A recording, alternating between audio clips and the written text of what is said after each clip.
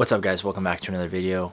Today we're going to be talking about being chill, maintaining your mental and emotional, your spiritual health steadily in all things. The last 2 weeks I've been in Tulum, Mexico. I just got back, man, feeling real gracious, really thankful for just the experiences there that I was able to share with people and some of the things I was able to see and experience. You know, something I've been thinking about since I've been back is this idea of being present, not being as distracted. There, it's like you have so much more natural beauty.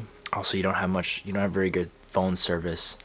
Shout out to AT&T. And so it just kind of forces you to be where you're at. And so just coming back here to the US, it just made me realize, like, man, we have so much noise here that really subtracts from our quality of life, because we're always giving our attention to what this person's saying, what this person in power is, trying to implement over us. And, this person over here doesn't believe in gay people, and but what about taxing the rich? All this bullshit that we just allow we allow it to ruin our day. And that's the problem, right? Why are we letting other people who tweet things on the internet that we don't know personally actually ruin our day, put us in a worse mood, when you have the opportunity to live your life on your terms? Not many other countries have that luxury like we do. We've created our own problems, man. When I was in Mexico, I rented a bike for like 200 pesos a day. You go through town, you see kids living in huts. They don't have electricity, they don't have heating, fresh water, and they're tossing around a soccer ball back and forth, and they're just happy, man. And they don't know a different life. They don't know life outside of Mexico, right? Here in the US, you have a 7-year-old kid gets his iPhone taken away for 30 minutes because it's dinner time, and he has an emotional breakdown. I believe that our responses in life to events rarely have to deal with the event itself, more so our adaptation to that event. For example, when I was there, I'd go to the market every couple days, buy some food. Most of them don't carry dinosaur chicken nuggets, and that is completely outside of my control that this grocery store does not carry dinosaur chicken nuggets, right? So the point I'm trying to get at is that in that moment of disappointment of realizing grocery store does not have chicken nuggets, my brain establishes a new level of expectation. So the baseline drops, and that's actually a good thing. You not getting what you want is precisely the thing that keeps you humble, and is also the driving force behind that momentum that you have in establishing a new reality for yourself. I think there's wisdom actually to be found in maintaining almost like a small level of discontentment in your life. And on the flip side, it's like this happens with good things too, right? It's holiday season. You got this anticipation of Christmas, of New Year's, Santa's coming to town.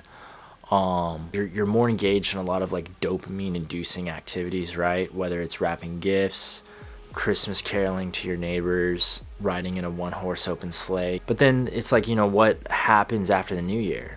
Things return to normal. No more Santa Claus, no more riding in the one-horse open sleigh. You return back to a new normal. So we've all heard of post-holiday blues, right? Just that feeling of, man, what you don't really have as much to look forward to, because now that Christmas and the New Year is behind you, I don't know, what do you have, like, I guess Valentine's Day?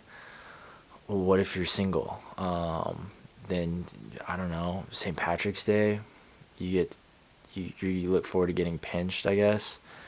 It's not really exciting. So now that all that it's over with, your brain is adapting, you're establishing a new standard of expectation, and that is unfortunately bringing your emotions down with it.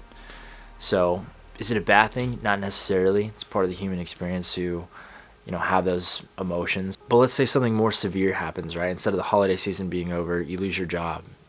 Somebody in your family dies. The Stoics would say that we should learn to enjoy things that we have while it's ours, but understand that these things never truly belong to us. And realize the difference between happiness and sadness is within our perception of these events and not in the events themselves. One of the most unspoken setbacks in us achieving our goals here in life have nothing to do with the failures, but rather our successes along the way. Everybody talks about failure. Oh, you're one failure away from success, or I failed 1,000 times before my business took off, or make peace with failure, blah, blah, blah. Okay, that's good advice, but what about when you actually achieve some level of success? Mike Posner, arguably one of the best, most influential producers within the electronic music scene, the guy that wrote I Took a Pill in Ibiza.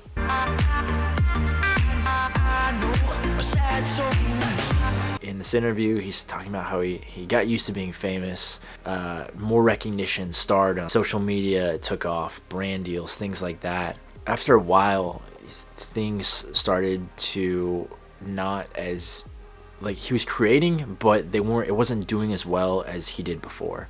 So he's kind of plateauing on a little bit, slightly becoming irrelevant. And he says in an interview, instead of my shimming out of a snake skin and into a fresh one, it felt like someone was ripping the skin off me and everything was out of my control. When I look back on it, though, this was one of the best things to ever happen to me. It forced me to realize who I am without all these things. And so what he does is he sells all of his possessions. He sells his home, his car, and he decides to walk 3,000 miles from east to west coast United States.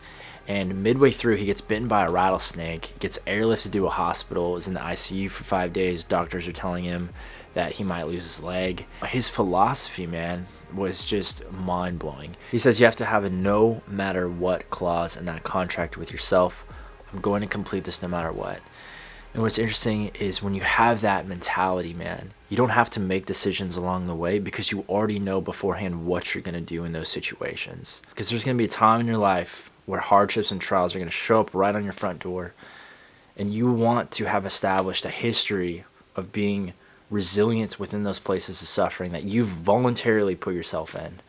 Because only then will you have the tools and the weaponry to deal with whatever, bullshit that life throws at you.